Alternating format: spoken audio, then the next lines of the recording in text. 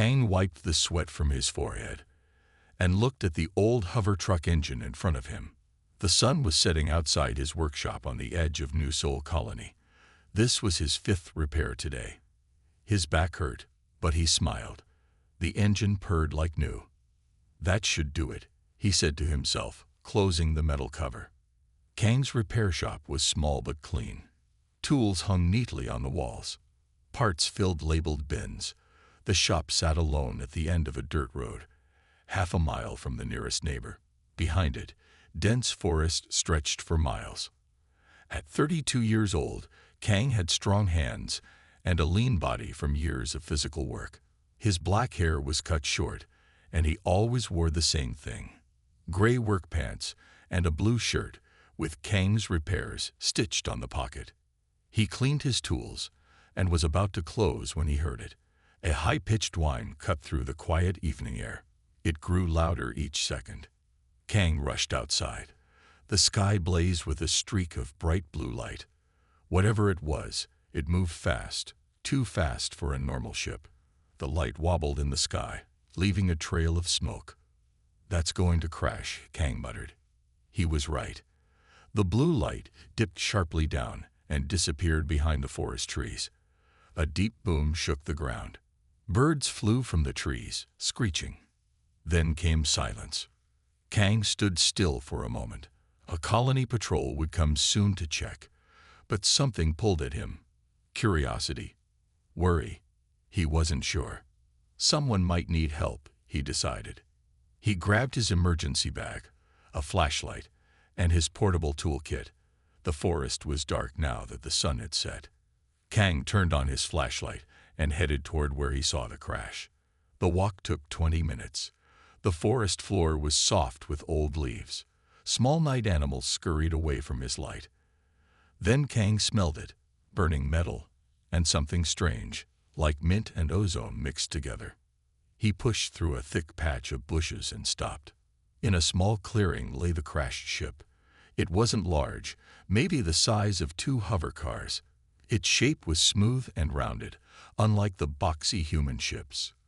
The metal, if it was metal, had a blue-silver color that seemed to shift in his flashlight beam.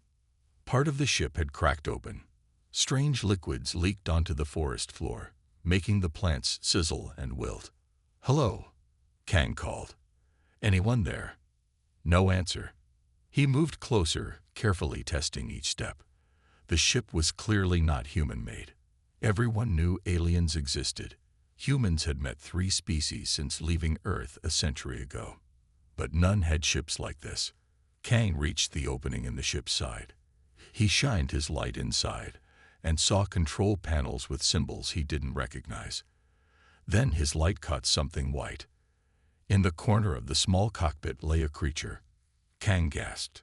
It looked like a large cat, but with differences. It had 6 limbs, 4 legs, and 2 arm-like front limbs with delicate fingers. Its fur was pure white, and fine lines of silver ran across its body in patterns. The creature was slender and about 4 feet long, not counting the tail. 2 of its legs were twisted at wrong angles. Dark blue blood pooled beneath it. Kang stood frozen. He had never seen an alien like this. It wasn't one of the known species. Suddenly, the creature's eyes opened. They were large and had no pupils, just pools of pale pink that seemed to glow slightly. Those eyes locked onto Kang. The alien tried to move but couldn't. A weak sound came from it, a mix between a chirp and a moan. "Easy there," Kang said softly, though he knew it couldn't understand him. The creature trembled. Kang noticed more injuries now. Its lower body didn't move at all, even when the upper part tried to shift. "You're hurt bad," Kang said. He should call the colony authorities. This was first contact with a new species. There were protocols, but the creature looked at him with those strange pink eyes, and Kang saw something he recognized: fear and pain. Protocols would mean officials, questions, maybe even military. This creature needed help now. Making his decision, Kang set down his tools and slowly approached. The alien watched him, but didn't try to flee. "I'm going to help you," Kang said. I don't know if you understand, but I'm taking you somewhere safe." Carefully, he removed his jacket and laid it beside the creature. With slow movements, he lifted the alien onto the jacket. It was lighter than it looked, maybe 40 pounds. The creature made another sound, softer this time. Its lower body hung limply. The spine was clearly damaged. Kang wrapped his jacket around the alien and lifted it gently. The creature didn't fight. Maybe it was too weak, or maybe it somehow knew Kang meant no harm. "Let's get you fixed up," Kang said, carrying his strange new patient out of the crashed ship and into the night. Behind him, lights began to appear in the sky. Colony security was coming.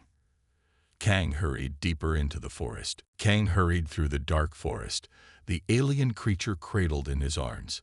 Behind him, the sound of ships grew louder. Colony security would find a crash site soon. The alien felt warm against his chest, its breathing quick and shallow. "Almost there," Kang said softly, though he knew the creature couldn't understand him. The lights of his workshop appeared through the trees.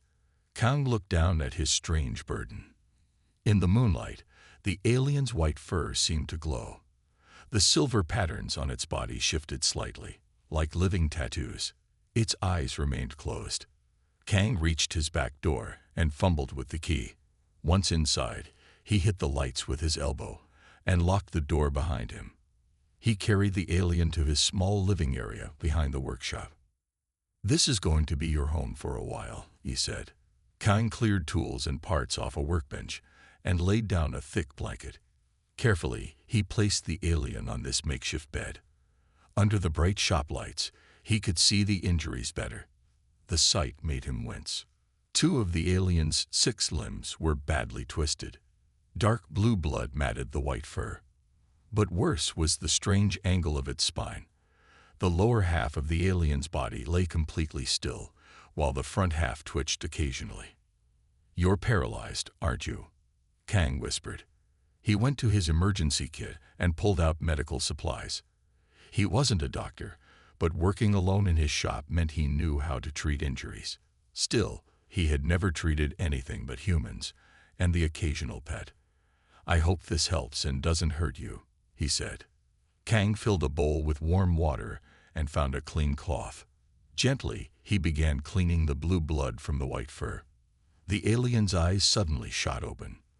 Those strange pink orbs stared at Kang. The creature made a sound, a series of clicks and soft chirps. "I don't understand," Kang said, "but I'm trying to help you." He continued cleaning the wounds. The alien watched him, but didn't try to move away. After cleaning, Kang applied antiseptic to the cuts. He had no idea if human medicine would work on an alien, but it was all he had. The worst part came when he needed to set the broken limbs. Kang found thin metal rods and bandages to make splints. "This will hurt," he warned. "I'm sorry." When he touched the first broken limb, the alien let out a high-pitched sound that made Kang's ears ring. But it didn't fight him. Somehow, Kang thought, it seemed to understand he was helping. Kang worked for 2 hours, setting the broken limbs, bandaging wounds, and making sure the alien was comfortable. He tried to examine its spine, but didn't know what to look for in an alien body. When he finished, Kang sat back, exhausted. The alien's breathing had steadied. Its eyes were half closed now. "You need water." "Food?" Kang asked. He brought a small bowl of water. The alien sniffed it, then dipped one of its 6-fingered paws into the water. It brought the wet paw to its mouth and licked the water off. Kang smiled at this cat-like behavior. "What do you eat?" he wondered aloud. Kang brought different foods, some fruit, bread, even a piece of cooked meat. The alien sniffed each item, but ate nothing. "We'll figure it out tomorrow," Kang said. Outside, the sound of ships grew louder, then faded. Colony security was searching the area. Kang went to the window and peeked through the blinds. Lights flashed in the distance where the crash had happened.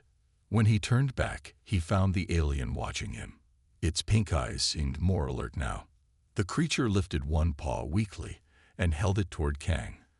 Unsure what to do, Kang stepped closer and held out his hand. The alien placed its paw on Kang's palm. A warm, tingling sensation spread up Kang's arm. The alien's silver markings glowed briefly. Then a small patch of glowing silver liquid remained on Kang's skin. Before he could wipe it away, it sank into his hand, disappearing. What was that? Kang gasped. The alien made more clicking sounds. Then its eyes slowly closed. It seemed to fall asleep, its chest rising and falling in a steady rhythm. Kang stared at his hand. The skin looked normal, but it felt warm where the silver substance had touched him. He had no idea what had just happened. Tired and confused, Kang made a small bed for himself on the floor next to the workbench. He wanted to stay close to the alien in case its condition changed during the night. As he drifted off to sleep, Kang wondered what he had gotten himself into. He had hidden an alien from colony authorities. He was treating injuries he didn't understand. And now something strange had passed from the alien to him. "What are you?" he whispered to the sleeping creature. And what happens next? Outside, the last search ship flew over the workshop and continued on, not knowing how close they were to an extraordinary discovery. Kang woke to the sound of soft chirping. Morning light streamed through the workshop windows. For a moment, he forgot about last night's events. Then he saw the white alien on his workbench and sat up quickly. The creature was awake, its pink eyes watching him. It made those chirping sounds again. "Good morning to you too," Kang said, stretching. His back hurt from sleeping on the floor. He checked the alien's bandages. The blue blood had dried, and some of the smaller cuts looked better already, but the broken limbs and the spine still worried him. The alien chirped again, then made a series of clicks. Kang shook his head. "I wish I could understand you." Then something strange happened. The alien's chirps began to sound different. Slowly, they started to sound like words. "Here. Me. Now." The sounds became clearer with each word. Kang stepped back in shock. "Did you just speak?" The alien's head tilted. "Yes. You understand. Now." The voice sounded female, with a musical quality unlike any human voice. "How is this possible?" Kang asked, staring at his hand where the silver substance had disappeared last night. "The bond," the alien explained. "What you call silver liquid allows communication. It takes time to work fully." Kang sat down heavily on a stool. "You can speak my language now." "Not speaking. Thoughts. Translated. Your brain understands my meaning now." Kang leaned closer. "Who are you? What are you?" The alien's silver markings glowed slightly. "I am Nera, scout from Lumina species." "I'm Kang," he replied, "human mechanic." Nera tried to move but winced. "My lower body does not respond." Kang's face grew serious. "Your spine seems damaged. I think you're paralyzed from the middle down." Nera's pink eyes dimmed slightly. "Yes. Feared this. Neural pathways severed. Even Lumina medicine cannot fix such damage." Kang felt a wave of sadness for the alien. "Your ship crashed. What happened?" Nera's markings pulsed. "Attacked. By Voidborn. They hunt my kind." Voidborn. Species that lives in deep space. Dark ships. They hunt especially for pale ones like me. Kang looked at Nera's white fur. "Pale ones. Most Lumina have colored fur. Blue, green, purple. White ones rare. Called pale ones." Nera explained. "Some see us as special. Others fear us. Voidborn. Hunt us. Why are you different? Why white fur?" Nera's markings glowed brighter. "Born this way. Rare genetic pattern. 1 in 1,000 Lumina born white. Our bodies produce special proteins. Different energy patterns." Kang brought a bowl of water, which Nera drank from gratefully. He tried offering different foods again. This time, Nera nibbled at some raw vegetables and fruits. "These good," she said. "Lumina eat plant matter mostly." As Nara ate, Kang noticed more details about her. Despite her cat-like appearance, her face showed intelligence like a human's. Her front paws were more like hands, with 6 fingers each. The silver markings on her white fur shifted and changed with her emotions. "Your colony," Nara said suddenly. "Will they look for me?" "Yes," Kang admitted. "They found your ship last night. They don't know you're here, but they'll be searching." Fear showed in Nara's eyes. "If Voidborn tracked my ship, they may come here. Endanger your world." Kang frowned. "Are they that dangerous?" "Very. They destroy anything to get what they want."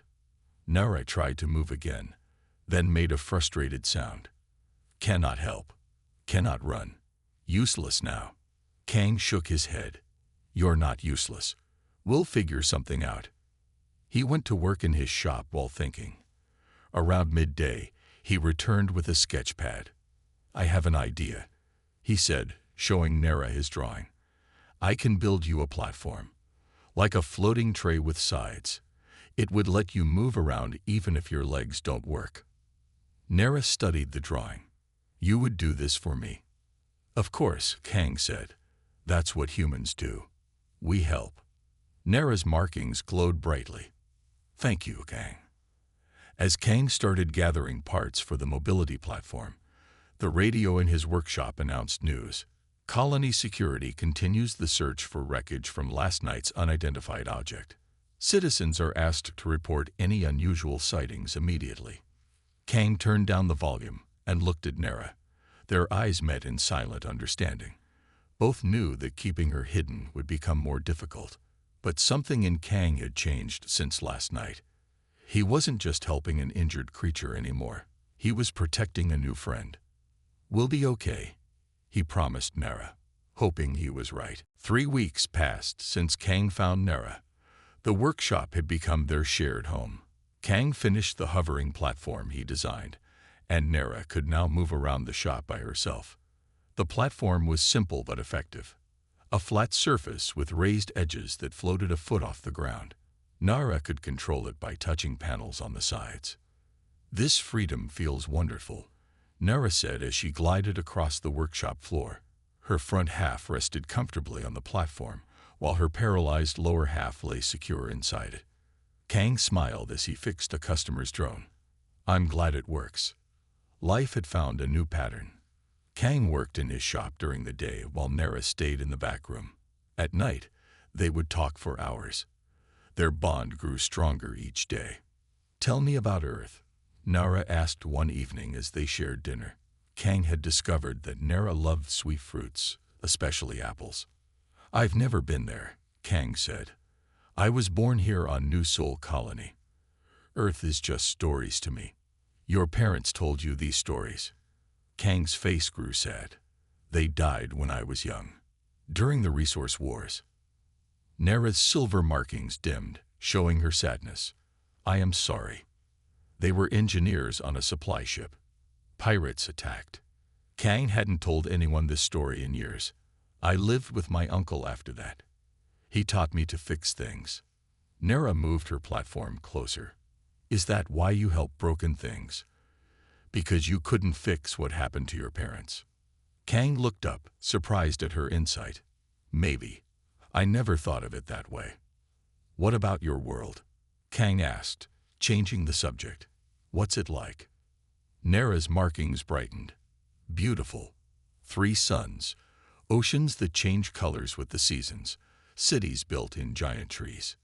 "Do you miss it?" "Yes," she said. "But as a pale one, life was not always easy there." "Why?" Nara's ears flattened slightly. "Some Lumina believe pale ones bring bad luck. Others think we have special powers. Both make normal life difficult." "Is that why you became a scout?" "Yes. In space, my color did not matter. I could be useful." Her pink eyes dimmed. "Now, I cannot even do that." Kang reached out and gently touched her paw. "You're more than what you can do, Nara." A soft purring sound came from Nara. It was the first time Kang had heard it. That night, As they talked, loud knocks suddenly came from the front door. Kang signaled Nera to hide in the back room.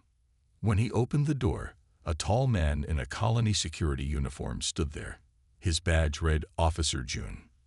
"Good evening," the officer said. "I'm following up on the crash from 3 weeks ago." Kang tried to keep his face calm. "I heard about that. Found anything?" "The ship was empty," Officer Jun said, studying Kang's face.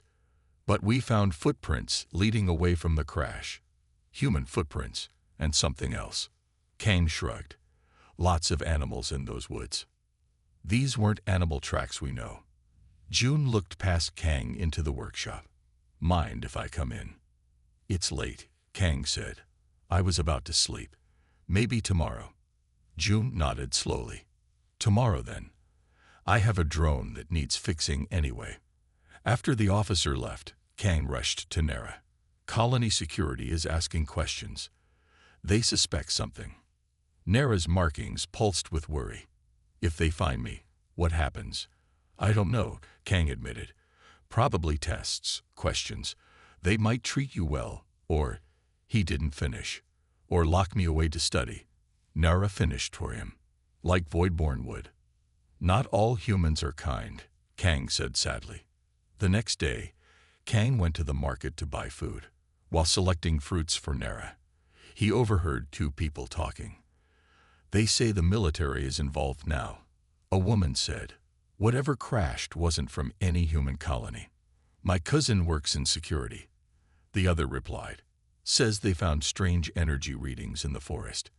They're scanning every building in the outer district." Kang hurried home, worried. When he arrived, he found Nera examining his tools with interest. "These are simple compared to Lumina tools," she said, "but clever design." "Nara," Kang said urgently. "They're scanning buildings. They might find you." Fear showed in her pink eyes. Then determination replaced it. "I can help," she said. "Lumina know how to block scans." "How?" Nera's markings glowed. "Need certain minerals. If you find them, I can create a shield." Kang wrote down the strange minerals Nora described. Some he recognized, others he would need to search for. As he prepared to go looking for these materials, Nera stopped him with a touch of her paw. "Why do you risk so much for me?" she asked. Kang thought for a moment. "Because it's right. And because—" he paused. "Because you're my friend." Nera's markings glowed brighter than he had ever seen before. Among Lumina, those who help others this way are called soul-bonded, the highest honor. Officer Jun returned to Kang's workshop the next day. He brought a small drone, just as he had promised. "This keeps flying in circles," Jun said, placing the drone on Kang's workbench. "Can you fix it?" "Let me take a look," Kang replied, trying to act normal. He opened the drone's control panel. Nera hid in the back room. The mineral shield she had made worked well. It created a field that blocked scans from detecting her alien biology, but it couldn't hide her from human eyes. As Kang worked on the drone, Jun walked around the shop. He looked at everything carefully. "You live alone?" Jun asked. "Yes," Kang said. "Always have. I noticed you bought extra food at the market yesterday. Lots of fruits." Kang's heart beat faster. "I like fruits. Good for health." Jun nodded slowly. "Strange things happening lately. Not just the crash." He looked directly at Kang. "Colony sensors picked up an unknown ship at the edge of our system 3 days ago." Kang kept his face calm as he fixed the drone. "Another crash?" "No. This ship is just watching. Staying just out of reach." Jun's voice hardened. "Military thinks it might be connected to the crash." Kang finished the repair. "Your drone will work fine now." "Thank you," Jun said. But he didn't leave. Instead, he pulled out a small device. New scanner, more powerful than the old ones. He turned it on. Just routine checking. The scanner beeped as Jun moved it around the room. Kang watched nervously. When Jun pointed it toward the back room, the scanner made a strange noise, then went silent. Jun frowned. "Seems to be broken." He hit the device with his hand. These new models have problems. After June finally left, Kang rushed to the back room. Nara's platform hovered in the corner, her white fur standing on end. The shield worked, she said, but only partly. It confused his scanner instead of blocking it completely. He knows something is wrong, Kang said. And what's this about a ship watching the colony? Nara's markings pulsed rapidly. Describe it. He didn't say much, just that military sensors found it 3 days ago. Nara's pink eyes widened. Voidborn. They found me. How can you be sure? They always hunt alone. Stay at the edge of sensor range. Watch and wait. Fear showed in her face. They never give up once they find a pale one's trail. But why? Kang asked. Why hunt you so hard? Nara moved her platform closer. I didn't tell you everything. Her voice dropped lower. Pale ones have special protein in our bodies. Voidborn want it. For what?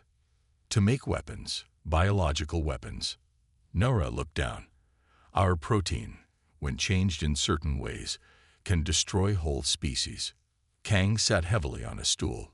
So the Voidborn want to make weapons from your body? Yes, they have hunted pale ones for centuries. Nara's ears flattened. I should not have come here. Now your colony is in danger.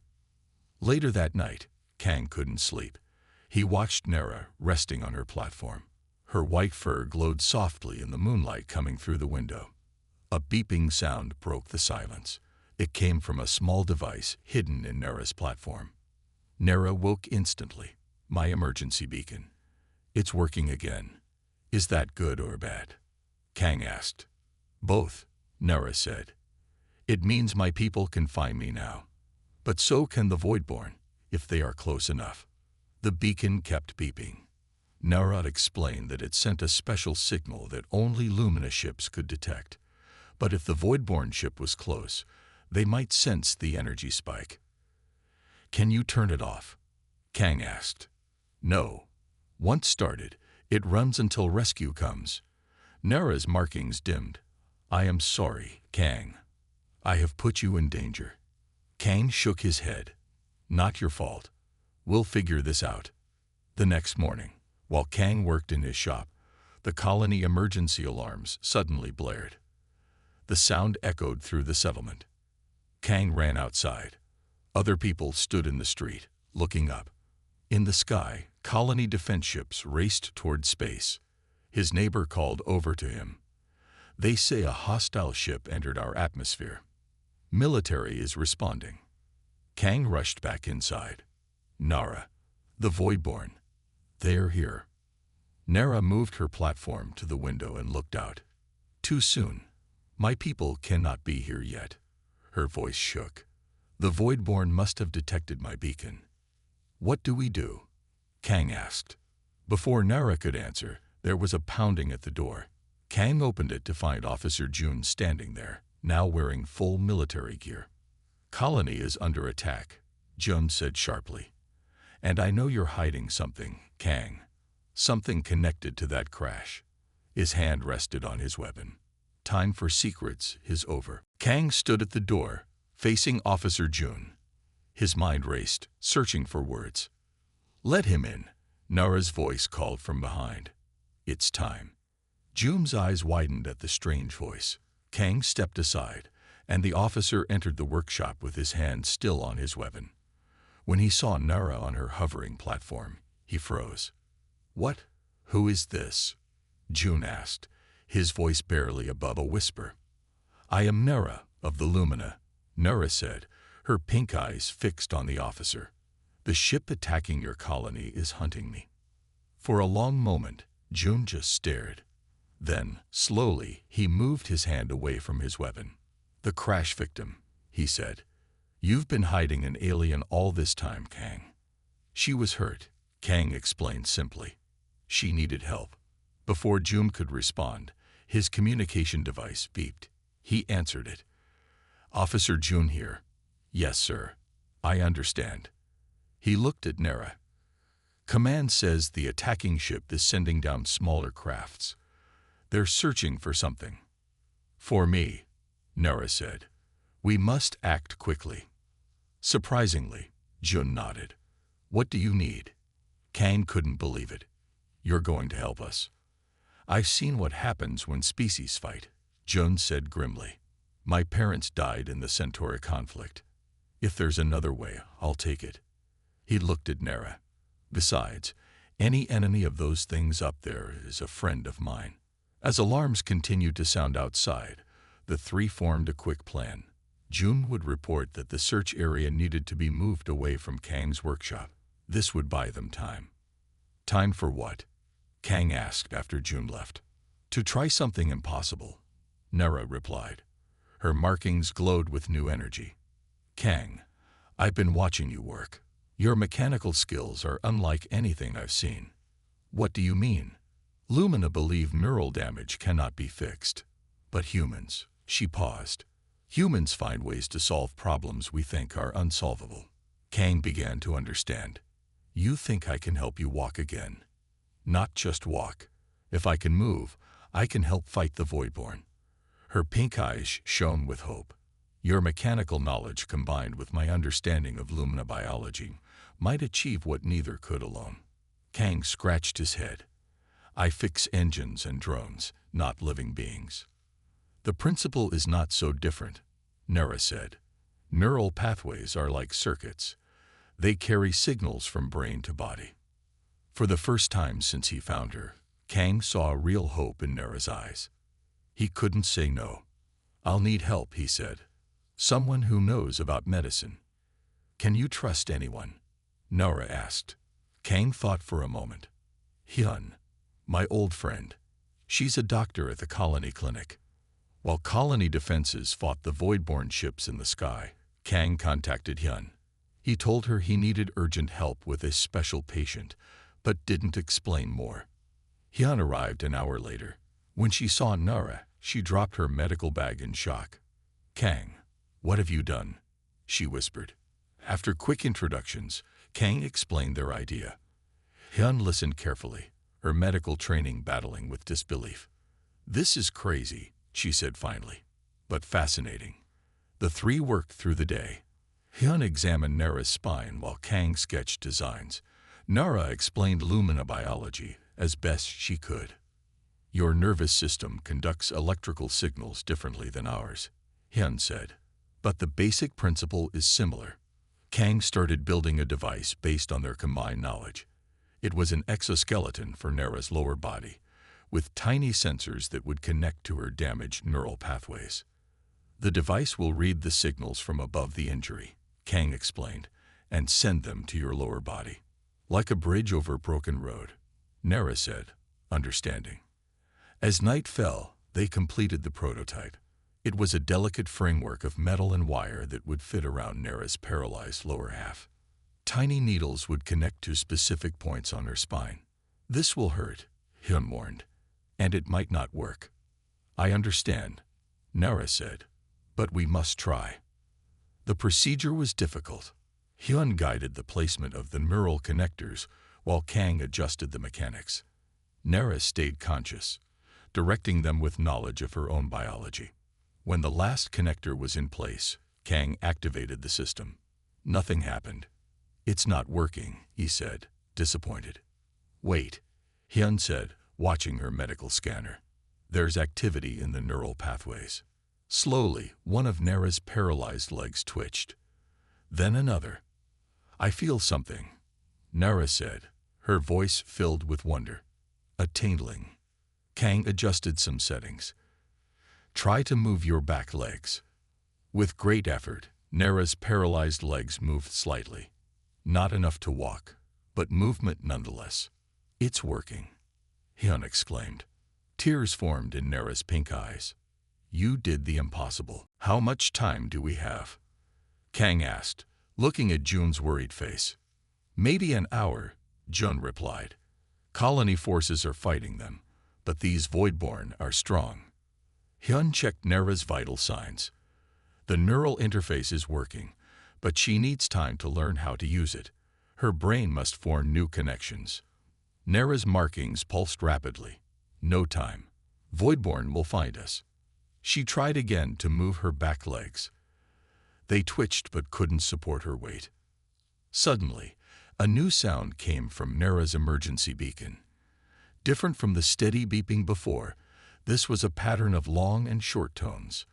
A message, Nera said, her pink eyes wide. From a Lumina ship. Your people found you. Kang asked. Yes, they say they're approaching this system. Nera listened to the pattern, but they are still 6 hours away. Too late, Jun said grimly. The message continued. Nara translated for the humans. Warning. Voidborn not just hunting me. They want protein in Pale One genetics, for a weapon that could kill millions.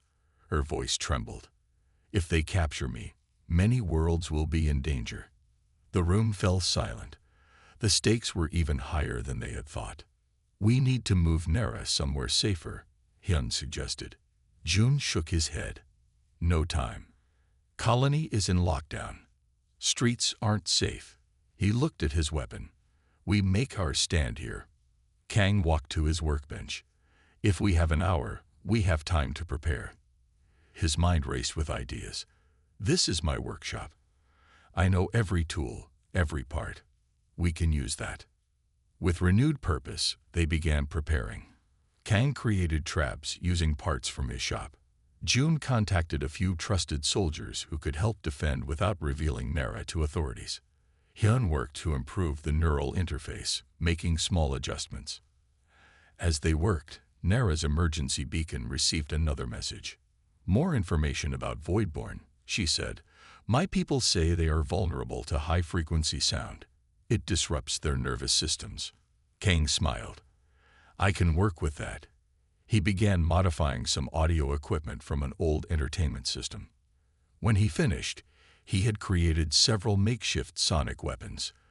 These will emit a tone humans can't hear, but should hurt the Voidborn. Nera tried again to use her neural interface. This time, she managed to stand shakily on all 6 limbs for a few seconds before collapsing back onto her platform. Progress, Hyun said encouragingly. Not enough, Nera replied, frustrated. In my condition, I cannot help fight. Your knowledge is helping, Kang said. That's enough. Outside, the sounds of battle grew closer. Explosions echoed through the colony. The Voidborn were pushing through the defenses. Jun's communication device beeped. My team is in position, he said after checking the message. 5 soldiers, all people I trust. They're surrounding the building. What do these Voidborn look like? Hyun asked, preparing medical supplies for potential injuries. Don't know, Jun admitted. No one's seen them up close and lived. Nera's markings pulsed. Like your Earth spiders, but larger. Black exoskeletons. 4 eyes. They breathe different air than humans. Wear suits to survive here. This information gave Kang another idea. He rushed to his air compressor, beginning to modify it. If they need suits to breathe, he explained as he worked, we can target those suits. Time passed quickly as they prepared. Kang's workshop transformed into a fortress. Traps were set. Weapons were ready. But would it be enough? As the hour neared its end, Nera's beacon received a 3rd message from the Lumina ship. This one made her gasp. What is it? Kang asked. The Voidborn leader is coming personally. Fear showed in her pink eyes. They call him the Collector. He has killed hundreds of Pale Ones. The news was chilling, but they had no time to dwell on it. From outside came the sound of weapons fire. Jun's communication device beeped urgently. They're here, he said, checking the message. My team spotted them. 6 Voidborn warriors and a larger one leading them. He looked grimly at the others. They're heading straight for us. Kang moved to Nera's side. Stay behind me. Nera's markings glowed with determination. No, we face this together. With great effort, she activated her neural interface again. This time, she managed to stand on all 6 limbs, wobbling but upright. I will not hide while you risk your lives, she said. The sounds of fighting grew louder. Through the workshop windows, they saw flashes of weapons fire.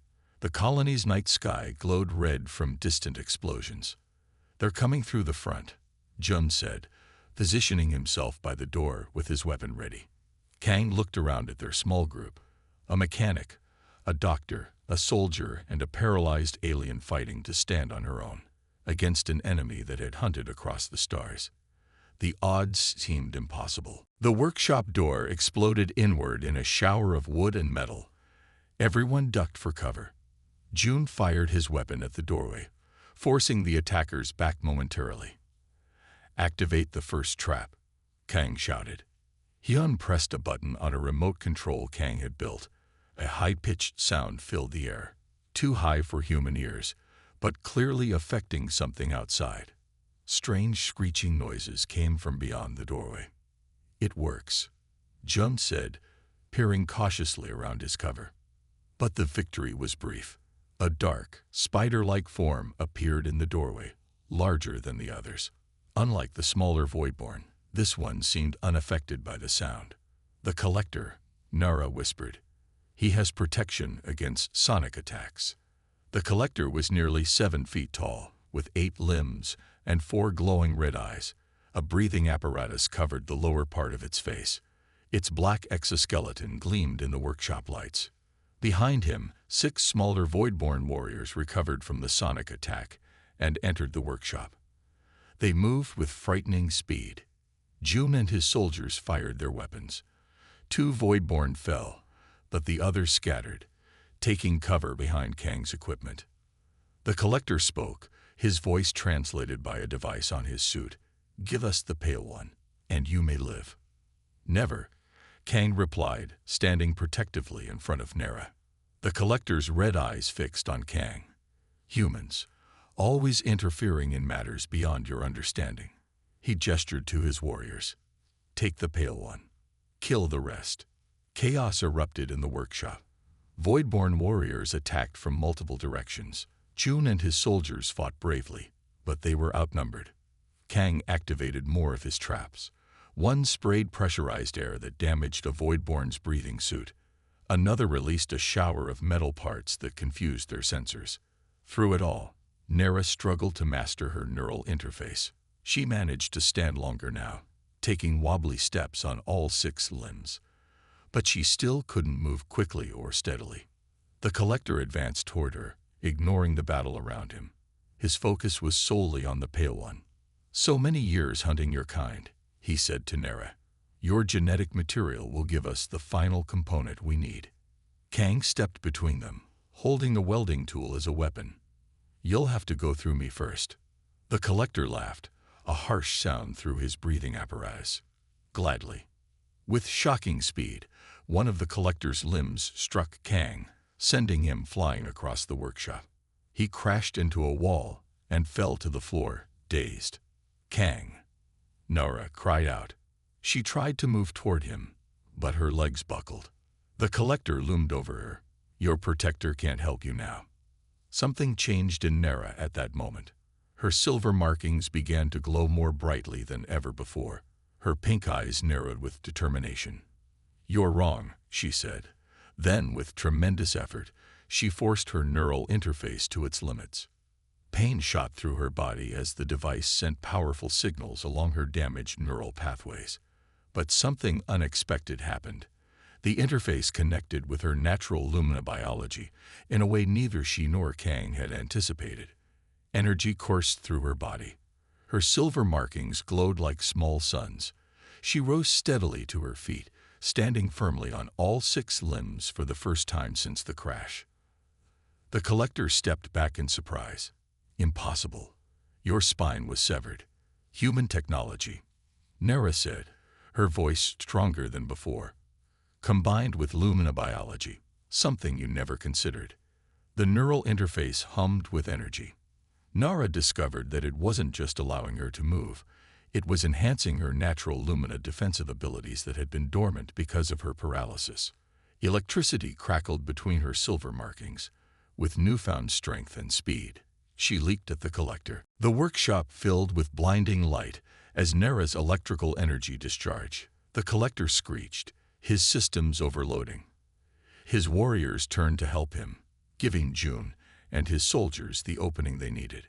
Kang recovered from his daze and rejoined the fight, activating his remaining traps. One by one, the Voidborn warriors fell. The Collector, damaged but still dangerous, backed toward the door. This changes nothing. More will come. Let them, Nara replied, standing tall on all 6 limbs. Her walk was still unsteady, but she was moving on her own. A massive explosion shook the building. Through the broken windows, they saw a Voidborn ship falling from the sky, hit by colony defenses. The Collector looked up, then back at Nara. This isn't over, Pale One. Then he fled into the night. When the dust settled, Kang hurried to Nara's side. You're walking. Yes, she said, her markings still glowing. Your neural interface works better than we expected. It connects to my natural energy channels. Hyun checked Nara with her scanner. Amazing. The interface isn't just bypassing the damaged nerves, it's creating new pathways. June returned from checking outside. The Voidborn are retreating. Colony forces are driving them back. He looked at Nara with new respect. That was impressive. Nara took a few more steps, growing steadier with each one. I couldn't have done it without Kang. She looked at the human mechanic with gratitude. You gave me back something I thought was lost forever. Kang smiled. I just built the device. You did the hard part. As dawn broke over the colony, they stood together in the damaged workshop. The immediate danger had passed, but they knew the Collector would return. The Voidborn never gave up a hunt, but now they had hope. Nara could walk again, and her restored abilities gave them a powerful advantage. More importantly, they had formed a bond that crossed species and stars. What now? Hyun asked. Nara's markings pulsed with determination. Now we prepare. My people will arrive soon. And when the Voidborn return, she took another steady step forward. We'll be ready. 5 hours passed since they drove off the Collector. Kang, Nara, Hyun, and Jun worked quickly to prepare for the next attack. They knew the Voidborn would return before the Lumina ship arrived. Kang improved Nara's neural interface. With each adjustment, her movement became smoother. Now she could walk, run, and even jump, though not as well as before her injury. Your device is remarkable, Nara said as she practiced walking around the workshop. Nothing like this exists in Lumina medicine. Sometimes fresh eyes see solutions others miss. Kang replied as he fixed a damaged section of the interface. June returned from a meeting with colony leaders. I told them enough to get help, but not everything about Nara. He looked tired but determined. 20 more soldiers are coming to help us. Hyun, who had been treating injured soldiers, joined them. Colony defenses are stronger now, but the Voidborn ship is still out there, just beyond our weapons range. They all knew what that meant. The Collector was planning something. Nara's emergency beacon beeped again. My people are 1 hour away now, she said after listening to the message. But they warn of unusual activity from the Voidborn ship. As if on cue, colony alarms blared again. June's communication device buzzed with urgent messages. They're coming back, he said. Not just a small team this time. They're landing troops all around the colony. Through the workshop windows, they saw multiple dark shapes descending from the sky. The Voidborn were launching a full-scale attack. They're desperate, Nara said. The Collector knows my people are coming. This is his last chance to capture me. Colony defense forces engaged the Voidborn throughout the settlement. The sounds of battle echoed from all directions, but the heaviest fighting was moving steadily toward Kang's workshop. The reinforcements Jun had arranged arrived. 20 soldiers who took defensive positions around the building. They'd brought better weapons and equipment. Here they come, one soldier called out, pointing down the street. A large group of Voidborn approached, at least 30 warriors. In the center walked the Collector, his red eyes fixed on the workshop. Ready the sonic weapons, Kang said. He had built more powerful versions based on what worked in the first attack. The battle began with a thunderous exchange of weapons fire. The human soldiers fought bravely, but the Voidborn were strong and fast. Kang activated his sonic weapons, which slowed many of the Voidborn. But as before, the Collector pushed through the sound, protected by his specialized suit. "We need a new plan," Jun shouted over the noise of battle. Nera stepped forward, her silver markings glowing. "I have one." Using her neural interface, she channeled energy through her body. Electricity crackled between her markings.